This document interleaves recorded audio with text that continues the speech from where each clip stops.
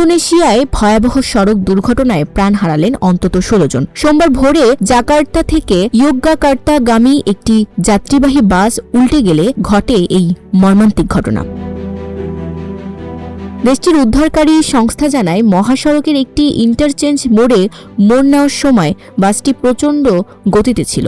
নিয়ন্ত্রণ হারিয়ে সড়কের পাশের অবকাঠামোর সাথে ধাক্কা খেলে মুহূর্তেই বাসটি উল্টে যায়। ঘটনাস্থল থেকেই উদ্ধার করা হয় 34 জনকে, যার মধ্যে 15 জনই মারা যান ঘটনাস্থলেই। পরে হাসপাতালে নেওয়ার পর আরও একজনের মৃত্যু নিশ্চিত করা হয়।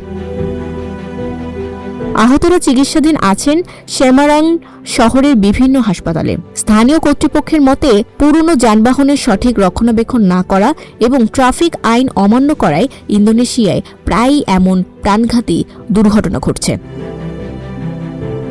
Desk report, news flash 71।